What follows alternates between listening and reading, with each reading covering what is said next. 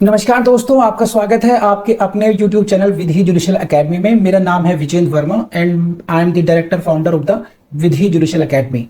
We provide coaching for the judicial services exams, and through this video we are trying to reach out to you to provide you full professional exam oriented coaching for the judicial services, and that is free of cost.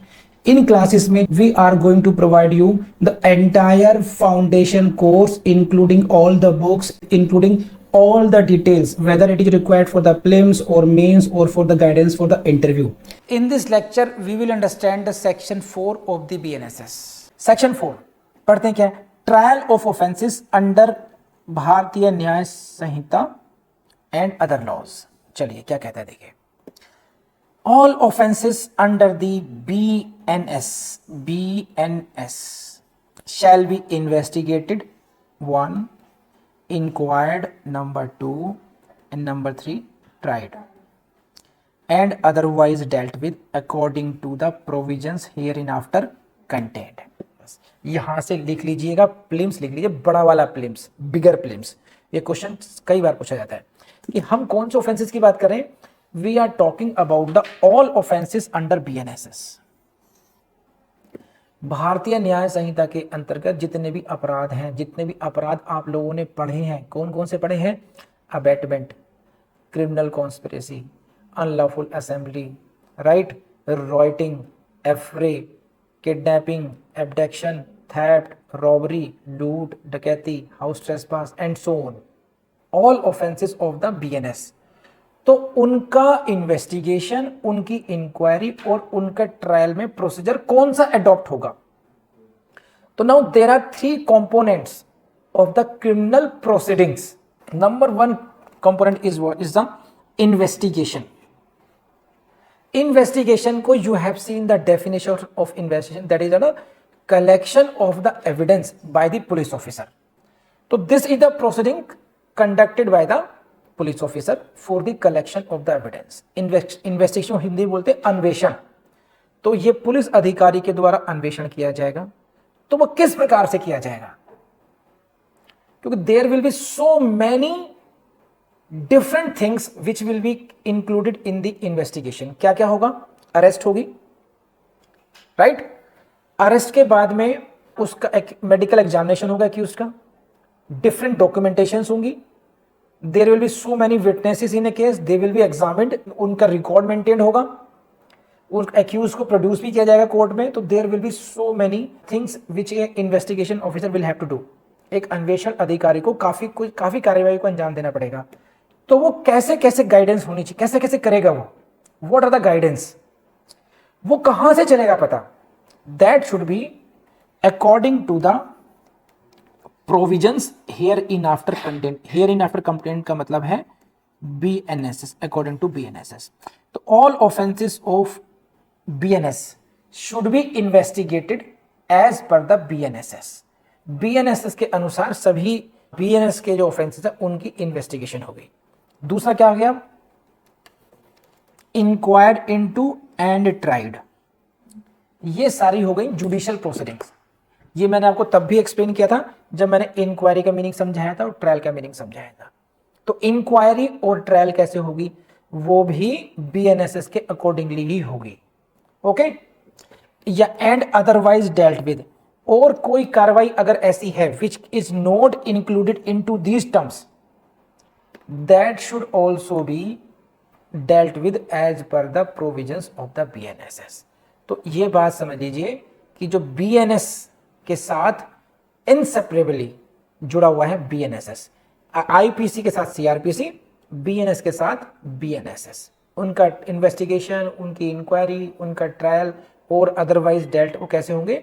BNSS के accordingly ही होंगे। यानी कि जो हमारा जो BNS actually जो भारतीय न्याय संहिता है, जिसने रिप्लेस किया IPC को, इंडियन पिनल कोड को रिप्लेस किया है, that is the general penal code. वो सामान्य दंड संहिता है वो, और ये सामान्य क्रिमिनल प्रोसीजर कोड है, जनरल प्रोसीजर लॉ है ये। तो सामान्य लॉ ये वो भी है और सामान्य लॉ ये भी है। कर लेंगे आप तो आप लोग। तो यहीं से ये क्वेश्चन आएगा कि कौन से लॉ के अकॉर्डिंगली इन्वेस्टिगेशन होगी, ट्रायल होगा, इंक्वायरी होगी। अब आ जाइए दूसरे सेट पर। All offences under any other law. अब अंडर एनी अदर लॉ कौन कौन से हो सकते हैं? There are so many. Prevention of corruption act, SC/ST atrocity, prevention of atrocities act, dowry provision act हो गया, सेक्सुअल हैरेसमेंट एक्ट हो गया, पोक्सो हो गया, दुनिया भर के बहुत सारे हैं, डॉरी प्रोविजन में भी है कुछ। तो दुनिया भर की चीजें हैं। तो BNS तो अलग हो गया, उसके लिए तो हमने एक जनरल लॉ बना दिया। But what about these special laws? BNS था जनरल लॉ, अब ये सारे आ गए स्पेशल लॉज। तो इनमें भी इन्वेस्टिगेशन होगी, इनमें भी इंक्वायरी होगी, इनमें भी ट्रायल होगा। तो वो कैसे होगा?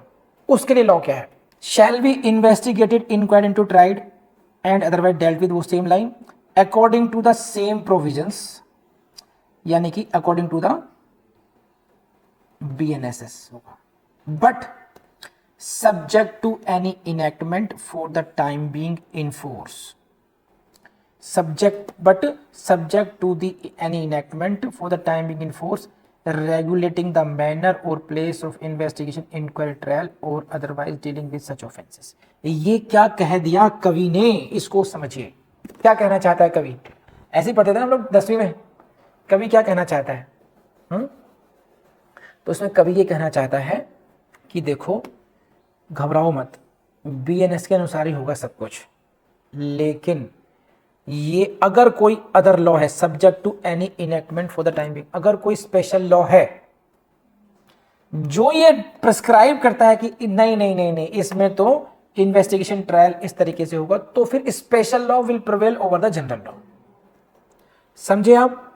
जैसे फॉर एग्जाम्पल पोक्सो एक्ट है, पोक्सो एक्ट में उन्होंने कहा कि साहब इसमें यहाँ पर जो हाँ, ये बड़ा सही एग्जांपल आया भाई, हेल्प मिल गई। देखिए BNS ये कहता है कि जो ऑफेंसेस हैं, जो मैंने पढ़ाया अभी, कि जो कॉग्निजेंस लेता है वो कौन लेता है? हमेशा मजिस्ट्रेट लेता है, note session court. Session court नहीं लेता, जनरली नहीं लेता। एक ही एक्सेप्शन है, defamation case of constitutional dignitaries का, ये जनरल लॉ है। लेकिन वो चार्जशीट यहीं फाइल होगी सीधी। लेकिन पोक्सो में क्या होता है? सेशन कोर्ट में ही डायरेक्ट चार्जशीट फाइल होती है, सेशन कोर्ट ही कॉग्निजेंस लेती है उसमें। तो प्रोसीजर का डेफिनेशन समझ में आ गया? इन्वेस्टिगेशन दोनों की सेम जैसी हो रही है, समझे आप? नहीं समझे हैं? एक तरफ हो गया BNSS, POCSO,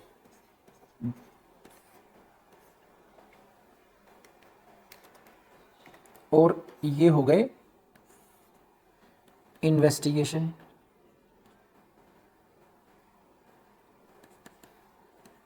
inquiry and trial. POCSO और BNS। यहां पर इन्वेस्टिगेशन कैसे होगी साहब? BNSS के अनुसार होगी। इंक्वायरी ट्रायल कैसे होगा? पोक्सो में इन्वेस्टिगेशन कैसे होगी? एज पर BNS होगी। लेकिन इंक्वायरी ट्रायल कैसे होगा? As per POCSO act. Court बताइए कौन सी कोर्ट में होगा, कैसे कैसे होगा, ये सर आ गया। तो यानी कि ऐसा नहीं कि सभी कुछ पोक्सो एक्ट के अनुसार होगा, जहां जहां पर डेविएशन है वो उसके अधीन रहते हुए होगा। अब इस एग्जांपल को ध्यान में रखते हुए आप लाइन पढ़ोगे समझ में आएगा आपको। एनी इनएक्टमेंट, इसको फोकस कीजिए, कौन सा? For the time being in force. कोई भी अधिनियम है अभी लागू है, जो अभी लागू है, अब वो क्या करता है? वो बताता है कि रेगुलेटिंग द मैनर और प्लेस ऑफ इन्वेस्टिगेशन। अगर उसी अधिनियम में इन्वेस्टिगेशन को रेगुलेट करने के प्रोविजंस दिए गए हैं या इंक्वायरी और ट्रायल के दिए हुए हैं, तब तो आप you will go with that enactment. Otherwise line क्या लिखी हुई है? According to the same provisions means according to the BNSS। तो जितने डिग्री में उस स्पेशल एक्ट में कहा गया होगा उसके आप स्पेशल एक्ट के हिसाब से चलेंगे। यानी अगर इसका मतलब यह होगा कि अगर स्पेशल एक्ट में साइलेंट है, if this special act is silent about the investigation manner or inquiry trial, then everything will be conducted as per the BNSS. बात समझ में आ रही है आपको? नहीं, सिंपल सी बात ये है, इसको आप ऐसे कह सकते हैं कि जो general law will prevail everywhere where these are the offenses of the BNS or of any other special act. But if the special act provides some special procedure, then that special procedure will be followed and not the general law. जब तक कोई special procedure prescribe नहीं किया गया है, then the general law of BNSS will prevail. मेरे ख्याल से अब कंक्लूजन हो चुका है इस सेक्शन का. अब आप कर लेंगे या नहीं कर लेंगे, जल्दी बताइए मुझे. And let's start and understand section 5 of the BNSS. This is section number 5, savings. यह सेविंग क्लॉज क्या कहती है? सेक्शन 5 प्रीलिम्स के लिए इंपॉर्टेंट है, मेंस के लिए इंपॉर्टेंट नहीं है. Nothing contained in the Samhita shall, in the absence of any specific provisions to the contrary, nothing contained in the Samhita shall affect any special or local law. को underline कर लीजिए, highlight कर लीजिए. For the time being in force, or any special jurisdiction or power conferred or any special forum of prescribed by any other law for the time being in force. बस इतनी सी बात है, इसको इतना समझ लीजिए कि जैसे मैंने कहा शुरू कई बार रिपीट कर चुका हूँ, BNSS is a general law. तो इस सेविंग में इन्होंने इन जनरल ये बात कह दी कि अगर कोई स्पेशल लॉ है, स्पेशल लॉ समझते हैं, ऑन ए स्पेशल सब्जेक्ट. एक होता है, एक टर्म होती है स्पेशल लॉ, एक टर्म होती है लोकल लॉ. स्पेशल लॉ होता है स्पेशल कोई सब्जेक्ट वाइज,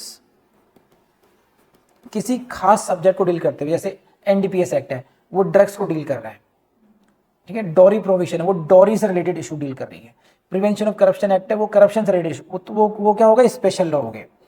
एक होता है लोकल लॉ, का मतलब होता है ज्योग्राफिकली किसी खास एरिया में लागू हो रहा है वो लॉ. जैसे मान लीजिए मणिपुर के लिए अलग से एक मणिपुर के किसी खास डिस्ट्रिक्ट में अप्लाई हो रहा है, तो ये हुआ स्पेशल लॉ और लोकल लॉ की टर्म. ये कह रहे हैं कि स्पेशल लॉ हो या लोकल लॉ हो, उसके जो प्रोविजंस हैं, जब तक कि कोई कॉन्ट्ररी प्रोविजन ना हो, BNS के जो प्रोविजंस हैं उसको अफेक्ट नहीं करेंगे. It means provisions of BNSS shall not affect any provisions of special law और local law. इतनी सी बात करनी है.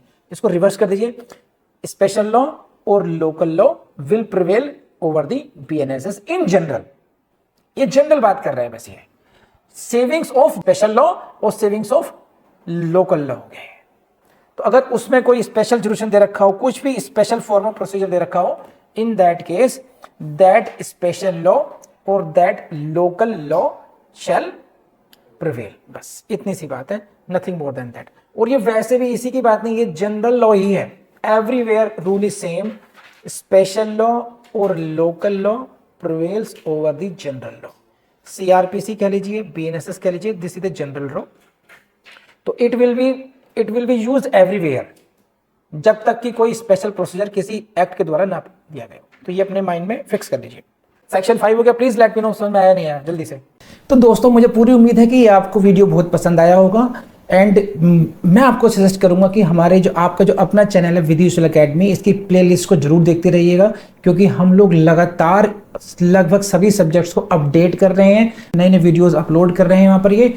और मेरा पूरा मिशन मेरा यही है कि किसी भी स्टूडेंट को अब इस लेवल के एग्जाम के लिए, वेदर जुडिशरी का हो, APO का हो, या कोई सा भी लॉ बेस्ड एग्जाम हो, उसके लिए किसी को भी कहीं पर भी एक भी पैसा कोचिंग में खर्च नहीं करना पड़े. With this promise and with this wish, thank you very much.